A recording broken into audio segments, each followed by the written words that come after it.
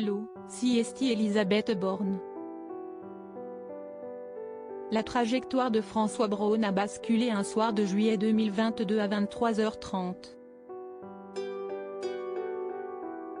La Première ministre a proposé au médecin urgentiste du CHR de Metz-Thionville, syndicaliste, président de SAMU Urgences de France, de devenir ministre de la Santé et de la Prévention.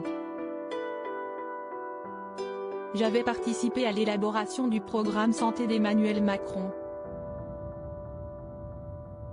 L'homme à qui j'avais eu affaire pendant la vague du Covid, quand nous avions évacué des malades du Grand Est, m'avait convaincu qu'il était un vrai chef de guerre, rappelle le ministre.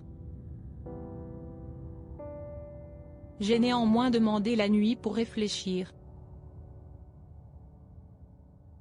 Il se tourne vers son épouse, paraplégique depuis 2011 suite à une chute d'une échelle. Il la sait parfaitement autonome, elle fait même du ski en fauteuil et, régulièrement, du parapenté, mais n'ira pas contre son avis. Marielle, médecin en rééducation à la retraite, lui donne son feu vert, tout comme son frère, également médecin, et deux autres amis de la profession, contactés au milieu de la nuit. Puis vient la TNT. Pour la tromper, il passe la journée suivante sur un Lego. Un passe-temps qui m'apaise, confie-t-il. CST comme faire un puzzle. On doit se concentrer et ne penser à rien d'autre. Il achèvera ce jour-là un combi Volkswagen. Le même qu'il avait fait traverser l'Europe avec ses parents, sa sœur et son frère pour allier l'Afghanistan en 1971. Un voyage inoubliable. J'avais 9 ans. Mon frère avait lu Les Cavaliers, de Joseph Kessel. Il avait été captivé et l'avait fait lire à mon père, qui avait lancé « On part en Afghanistan ». Les préparatifs, alors que le rideau de fer était encore là, avaient duré 1 an. Mes parents, médecins et pharmaciennes de profession, n'étaient pas vraiment l'image des bourgeois de province classiques. Ils adoraient voyager. Un goût de l'aventure qui l'ont transmis au jeune François. Je n'étais pas un bon lycéen, se souvient-il. Je préférais jouer Maxime Le Forestier ou Moustaki sur ma guitare. Ado, j'ai manifesté en sabots et chemise indienne contre l'arme nucléaire. Je voulais être vétérinaire car j'adorais la série d'Actari. 1 mois de stage chez un vétérinaire de campagne a eu raison de cette vocation. Le premier jour, nous avons dû castrer un Saint-Bernard qui était tombé dans la fosse à purin et que son propriétaire n'avait pas eu le temps de nettoyer, s'amuse-t-il. Le lendemain des attentats de Charlie Hebdo, de garde au CHU de Nancy, il fait un infarctus. François Braun opte finalement, comme son père et son frère, pour la médecine. Il accompagne volontiers le premier, sapeur-pompier volontaire. J'ai tout de suite su que je voulais devenir urgentiste, glisse celui qui fut longtemps pilier droit au rugby et reste un grand fan de ce sport. En mission, il se rendra successivement en Iran suite à un tremblement de terre et en Bosnie pendant la guerre avec un convoi de l'UNICEF. J'étais un peu fou de partir comme ça dans des zones à risque en laissant ma femme, enceinte à l'époque, admet-il. Dans l'action, on ne se rend pas compte du danger. Passionné par son métier, François Braun dit se souvenir de chaque décès tragique qu'il a fallu annoncer notamment à des proches.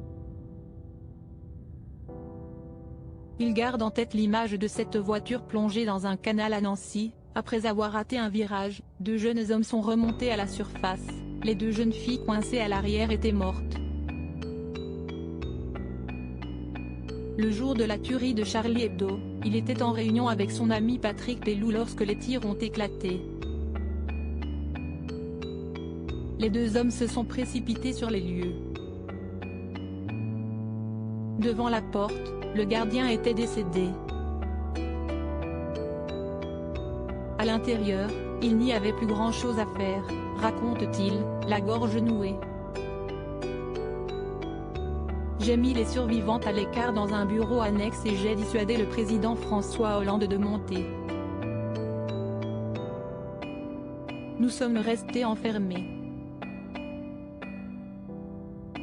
J'ai été l'éponge de tout ce qu'elles m'ont raconté. Ce jour-là, il appelle le patron du SAMU pour lui expliquer ce qui se passe. Je lui ai demandé l'enregistrement de cette conversation, mais je n'ai toujours pas pu l'écouter à ce jour, murmure-t-il. Le soir même, François Braun aurait dû être de garde au CHU de Nancy. Il a demandé à décaler son tour d'1 jour. Le lendemain, il fait un infarctus en plein service. Ce fut sans séquelles et ça m'a sauvé car, pendant 2 jours en soins intensifs puis au repos, je n'ai pas assisté à la prise d'otage de l'hypercasé ou à la marche pour Charlie. Il a fallu attendre 1 an pour que je puisse en parler. Ça reste une cicatrice. L'épreuve a créé un lien particulier entre François Braun et Patrick Pelloux. Cela ne nous empêche pas d'avoir des différends mais on ne s'engueule pas. Le ministre reconnaît la fatigue des soignants et les inquiétudes des Français quant à l'avenir de l'hôpital. Moi aussi, je suis inquiet mais il faut me laisser un peu de temps, martèle-t-il. On doit reconstruire le système de santé sur de nouvelles bases. Les besoins ont changé, il faut voir comment on y répond. On ne manque pas de lits mais de personnel soignant. Si est pourtant un métier extraordinaire. Il faut redonner envie. Je serais un jeune aujourd'hui, avec les discours qu'on entend, je ne voudrais pas faire ce métier moi non plus. Mon petit-fils de 15 ans préfère être développeur de jeux vidéo. François Braun a connu d'autres fronts. Lorsque son épouse s'inquiète de son emploi du temps sans pause, il lui répond qu'elle lui a dit d'y aller.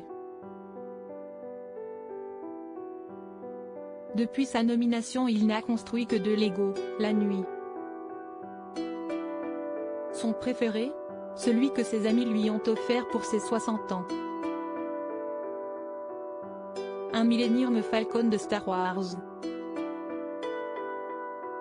Pas inutile lorsqu'on évolue en terrain miné.